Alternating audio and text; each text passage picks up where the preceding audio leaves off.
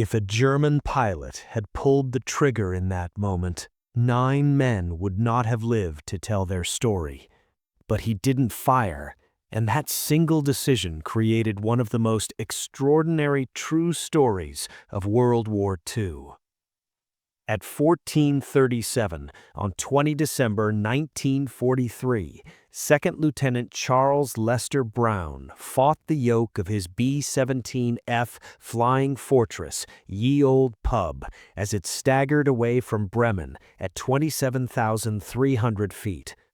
21 years old, first combat mission, the plexiglass nose gone, the slipstream pouring in like a saw, and a Messerschmitt Bf-109 sliding into position close enough for him to see the pilot's eyes through frosting canopy glass. The cockpit had turned into an open wound.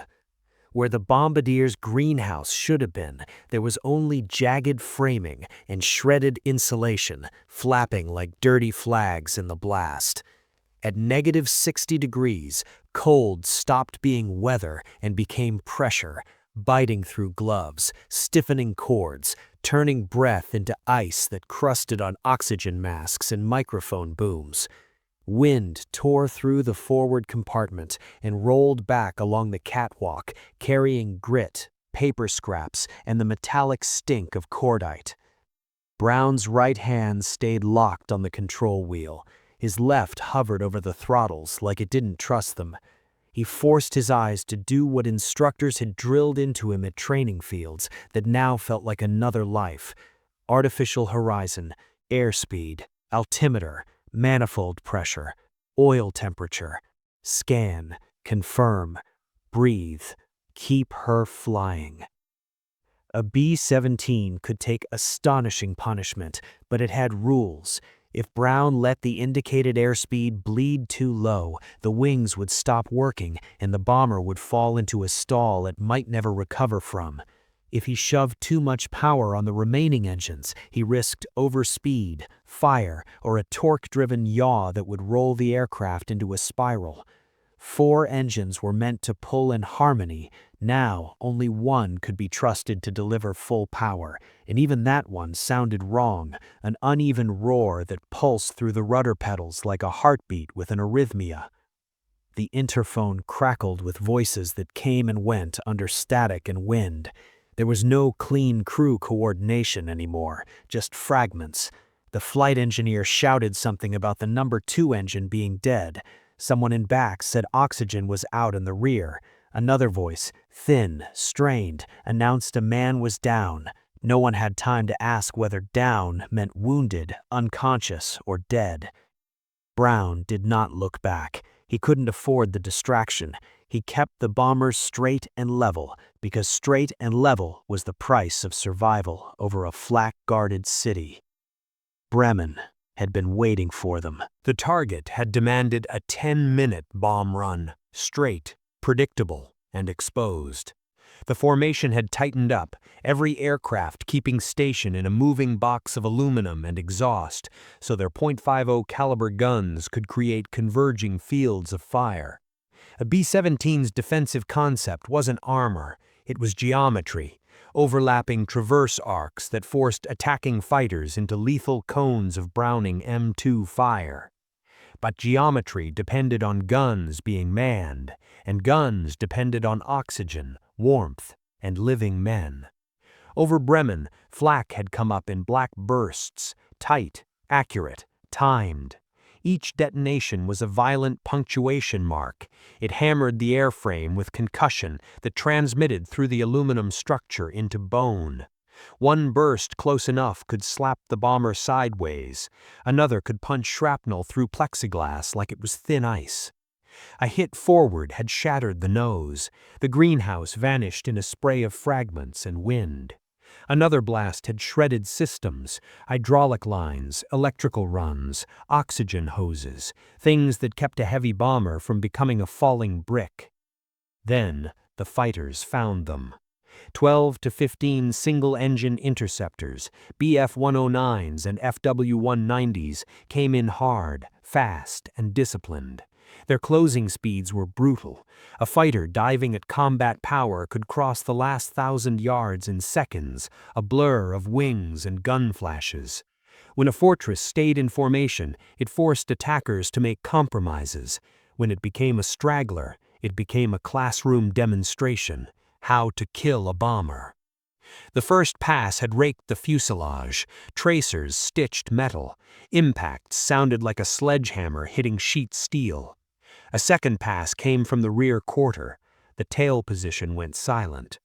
Staff Sergeant Hugh Sylvester Eckenrode, the tail gunner, died back there, alone in a narrow compartment with a view of the sky through a slit, the most exposed man on the aircraft, watching fighters line up on the fortress's 6 o'clock until one of them found him. In the waist, men bled and fought the cold at the same time. Blood in a slipstream didn't stay liquid. It turned dark and tacky, then stiff. Gloves stuck to metal. Breath froze on goggles and made the world milky. Wounded men tried to hold gun grips with hands that wouldn't fully close. In the ball turret, Staff Sergeant Samuel Blackford was hit, wedged into a sphere of steel and plexiglass beneath the belly, where every second felt like drowning and cold. Brown took shrapnel in his shoulder. It wasn't the clean snap of a bullet, more like a hot slap followed by a spreading ache that made his arm feel heavy and wrong. He kept flying anyway, because there was no replacement pilot and no second cockpit. In a B-17, when the aircraft commander went down, the aircraft went down after him. At some point in the attack, the number 3 engine started to fail. It did not quit cleanly. It sagged, coughed, and produced only half power, just enough to tempt Brown into believing he had more than he really did. The number 4 engine had to be throttled back to keep it from overspeeding. The number 2 was gone. That left one engine that could still be trusted to deliver full power. 1 out of 4. The Flying Fortress had been designed to bring 10 men home with 2 engines out. It was not designed to be a wounded animal with 1 good leg, torn control surfaces, and half its internal systems bleeding out. Brown felt the controls go soft and then heavy again. He felt the bomber respond late, like it was deciding whether to obey. Rudder pressure changed, then changed again, as if the aircraft's balance had shifted inside its own skin. The engineer called out damage to the tail, half the rudder missing, parts of the stabilizer chewed away. A Fortress could still fly without clean tail surfaces, but every correction became a wrestling match. Then, the oxygen system failed. At 27,000 feet, the human body did not negotiate. Hypoxia came quietly, first as warmth, then as foolish confidence, then as a narrowing of thought until even simple tasks became complicated. Brown felt it arrive like a tide. His thoughts slowed. The instrument panel seemed farther away. His hand movements became deliberate in the wrong way, as if he were trying to control the aircraft through syrup. He did what he could. He tightened his grip. He forced the scan. He tried to keep the airplane in the envelope, keep the airspeed above stall, keep the wings level, keep the nose from drifting into a dive. The fighters came again. With most of the defensive guns frozen or unmanned, the Fortress's ability to fight back collapsed into a handful of weapons that still worked: the top turret's 250s and a single forward gun in the nose area. 3 guns against a swarm. Brown made a decision that looked like insanity, but was pure survival math. Instead of trying to flee, he turned into the attackers.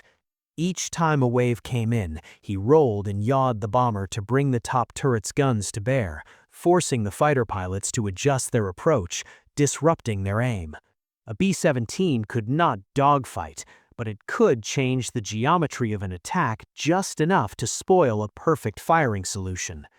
Brown used the Fortress like a blunt instrument, turning the entire aircraft into a moving gun platform. It cost him altitude. It cost him control. It cost him oxygen he didn't have.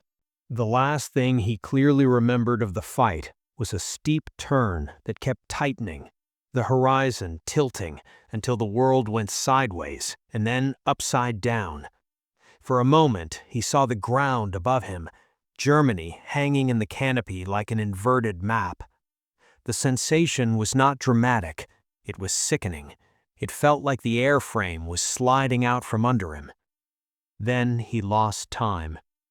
When Brown came back to himself, the bomber was level, miraculously level, and the altimeter needle was almost at the bottom of the dial, less than 1,000 feet above the ground.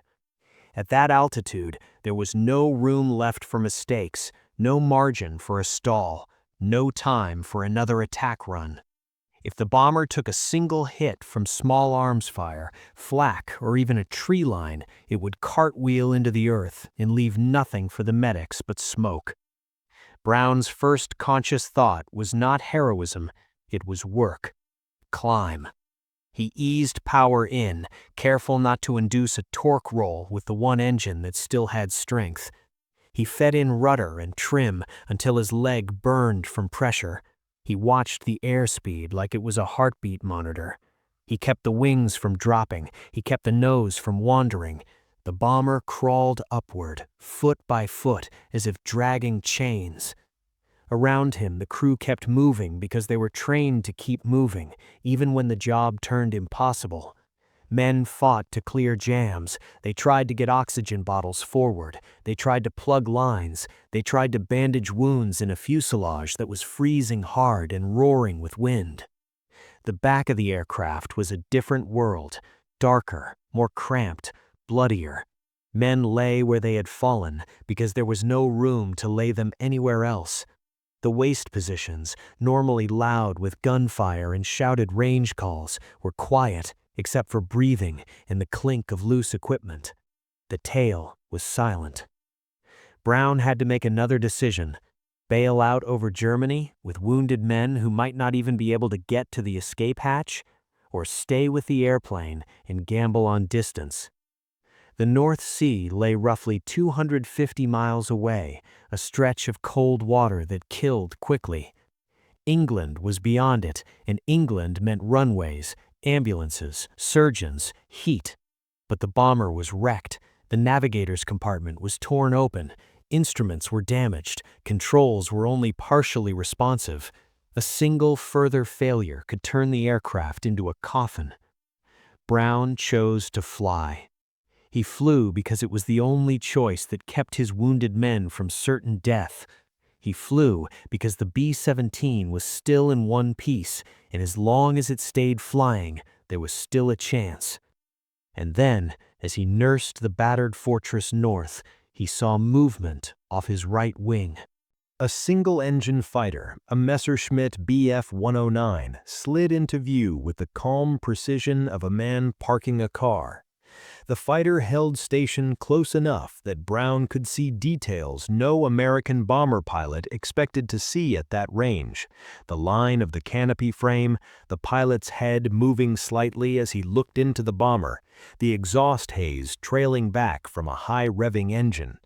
The Bf-109's nose guns sat aligned with the fortress like the barrels of a firing squad. This was the moment every crewman dreaded: the finishing pass.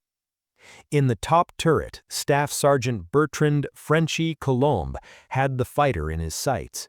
Two Browning M2 50 caliber machine guns could throw heavy rounds at a blistering rate, enough to rip through a fighter's engine block if they struck true.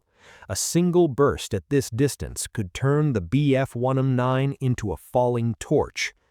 But the fighter did not fire. It held position. Brown waited for the impact that did not come. He waited for the cockpit glass to erupt, for the left side of his face to go warm and wet, for the aircraft to jolt as rounds hit. Nothing happened. The German pilot looked into the fortress and did not shoot. Inside the fighter, Oberleutnant Ludwig Franz Stigler had come up expecting an easy kill.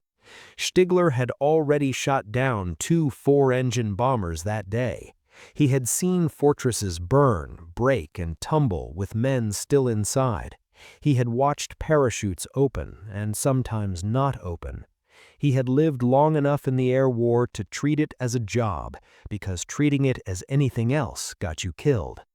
But when he closed on Ye Olde Pub, he saw something that ripped the word target out of his mind.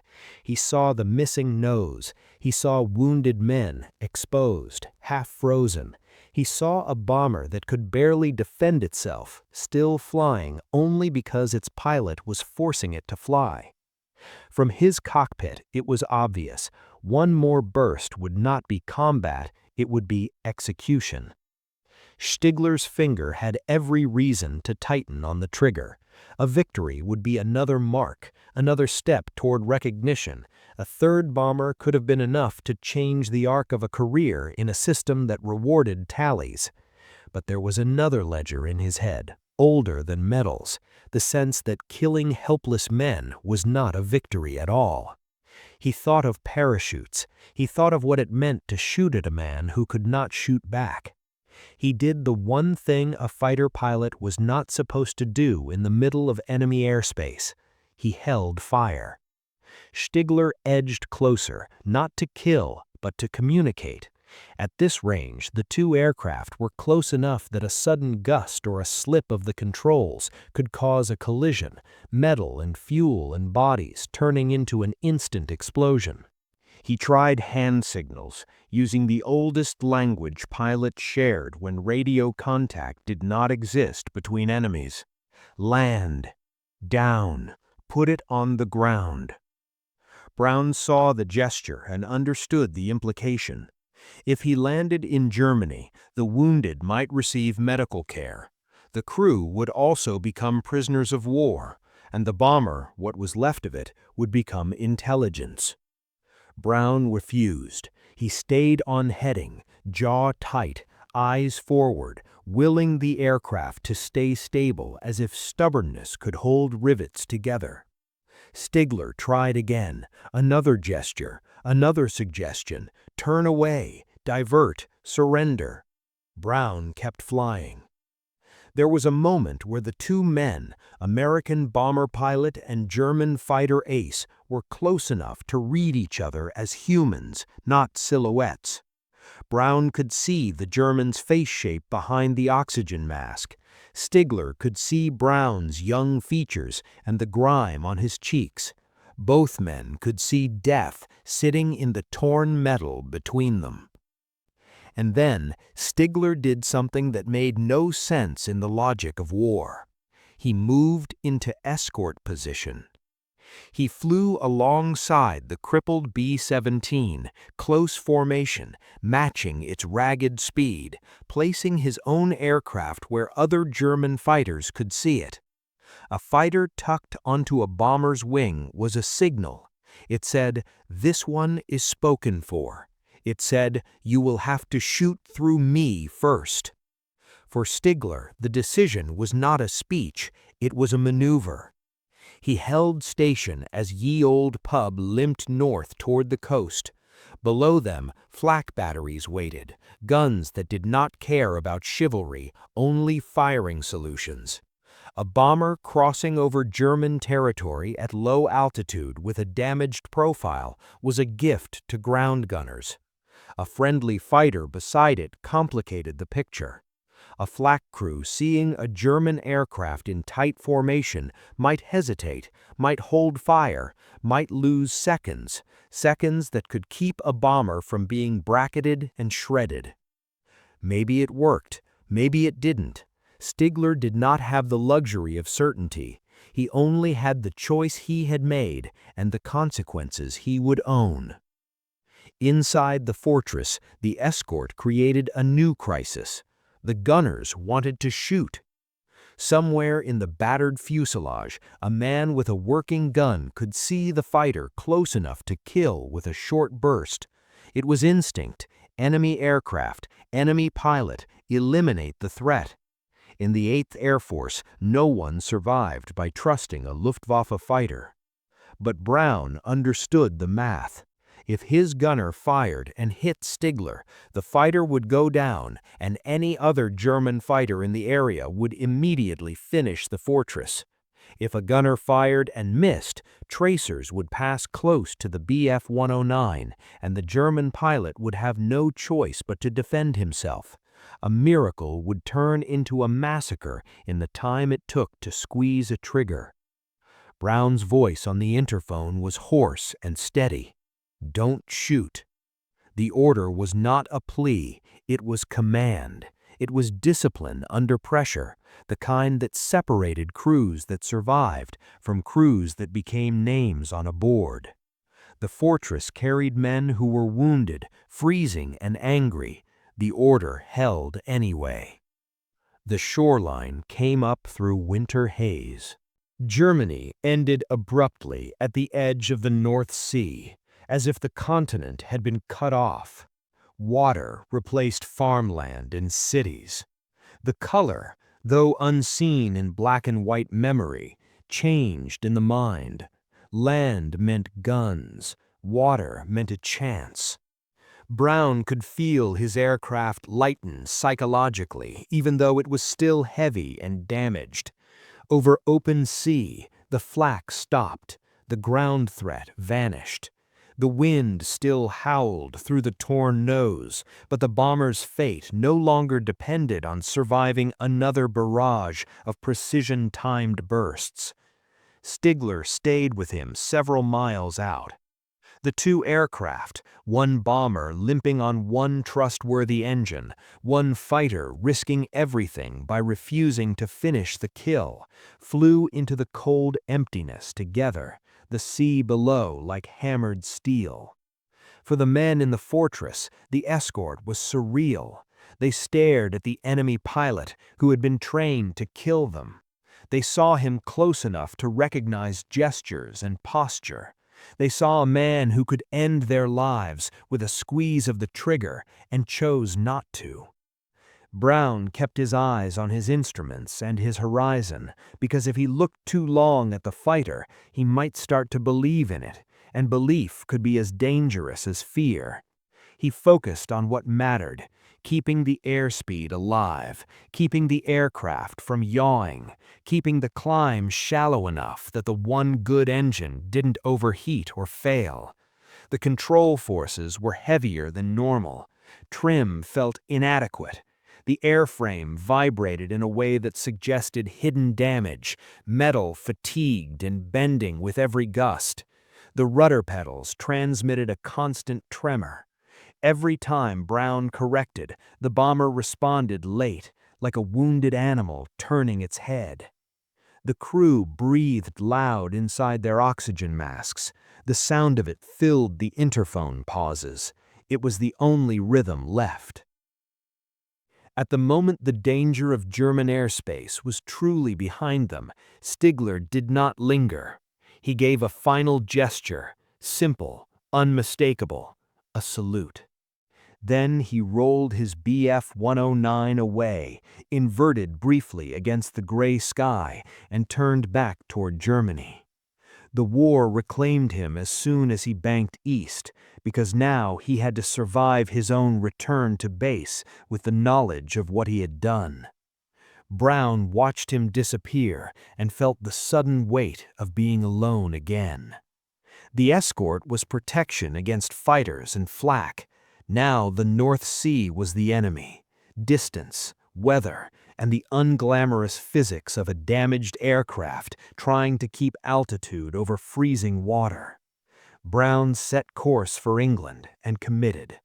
He had no reliable oxygen system. He had wounded men whose blood loss did not care about navigation. He had engines in unknown condition, and he had a bomber whose controls were only partially responsive. The sea below was not empty. It was threat. If he went down, the water would finish what the Luftwaffe had not. A B-17 ditching at sea could break apart on impact. Even if it stayed intact, cold shock and hypothermia killed quickly. A man could be conscious one minute and gone the next. Rescue rafts were not guarantees. Rescue was never guaranteed. Brown flew as if every mile was a contest. He managed a slow climb, cautious and incremental. He kept power settings conservative enough to preserve the engines while still maintaining airspeed. He listened to changes in engine note like a doctor listening for a heartbeat irregularity. He watched oil pressure needles for betrayal. He watched cylinder head temperatures for spikes that meant imminent failure. In the back, the crew did what they could for the wounded. They used bandages, pressure, whatever they had. They fought the cold with layers that did not exist in heat that could not be spared. The B-17's interior was never warm, even intact. Now it was a freezer with holes punched through it. Metal absorbed the outside air like a sponge. Touching bare aluminum felt like touching ice. They kept talking, not because conversation helped, but because silence invited panic. Men called out positions, checked on each other, tried to keep consciousness anchored in routine. They spoke in short, clipped phrases because long sentences cost breath and oxygen. Hours later, England appeared as a shape through low cloud, a coastline that meant runways, not flak.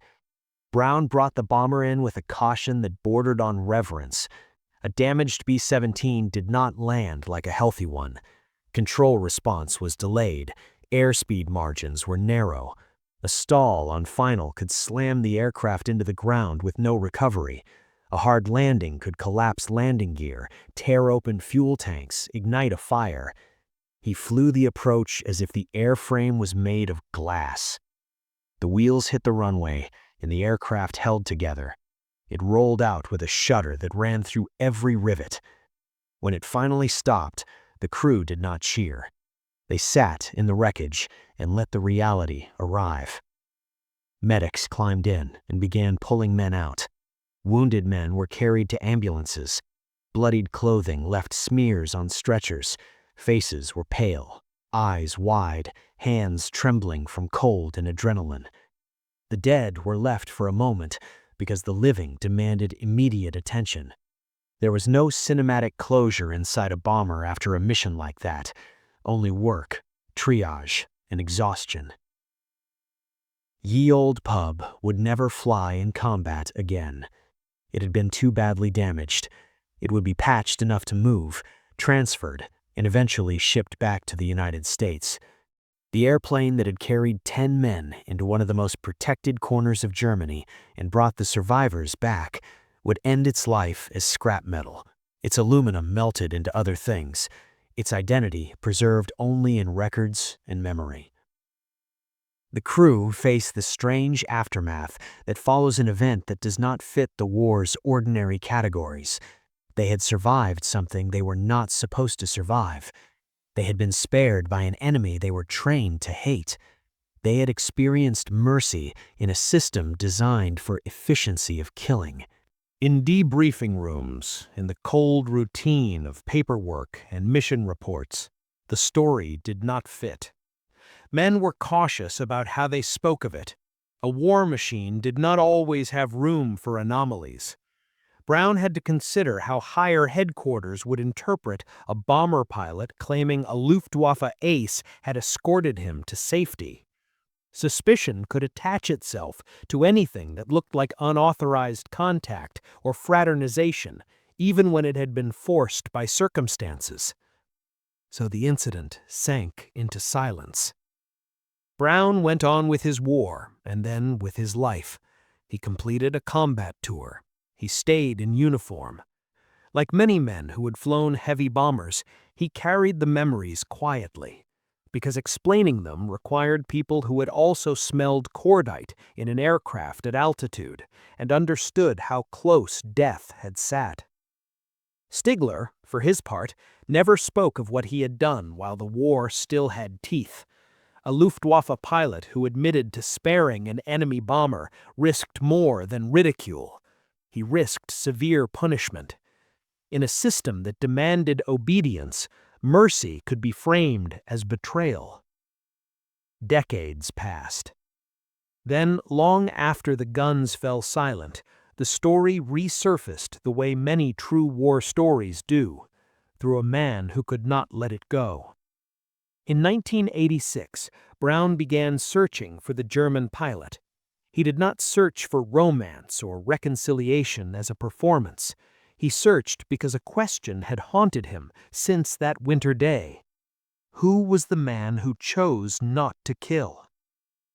The search took years because war records do not keep track of mercy. They track victories, losses, serial numbers, dates, and places. They do not track a finger easing off a trigger. In 1990, the answer arrived. A former Luftwaffe pilot living in Canada responded to a notice. His name was Franz Stigler. When the details were compared, time, place, and aircraft markings, the pieces aligned. The men who had looked into each other's faces over Germany finally met again in peace. They did not recreate the moment as a spectacle. They filled in the missing parts. They compared memory to memory, filling gaps that 30-plus years had not erased. Brown learned what Stigler had risked. Stigler learned what the bomber's crew had endured inside that shattered machine. They became friends, not the shallow kind of friendship that makes a good headline, but the kind that grows from shared knowledge that cannot be explained to outsiders. What it feels like to have another man's life inside the squeeze of a trigger, and what it costs to refuse. The aftermath of the Bremen mission could be measured in casualties and hardware. 1 tail gunner dead, several men wounded, a heavy bomber written off. But there was another aftermath that did not show up on operational summaries. 9 American airmen lived because an enemy pilot chose restraint. And restraint did not end the war.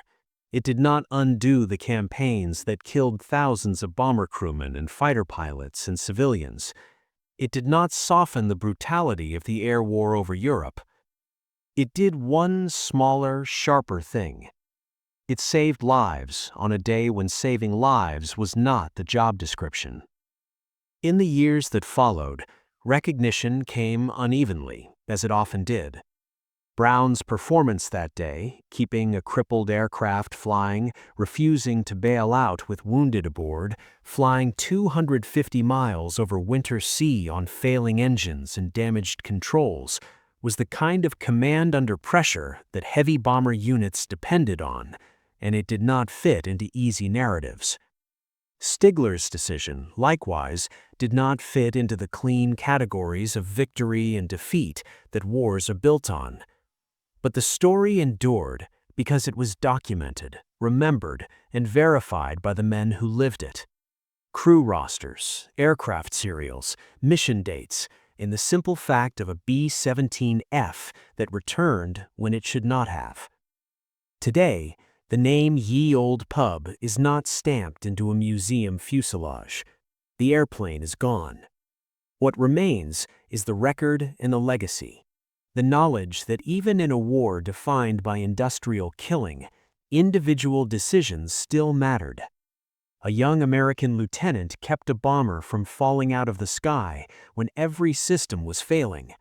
A German ace looked at a shattered aircraft and saw wounded men instead of a tally mark.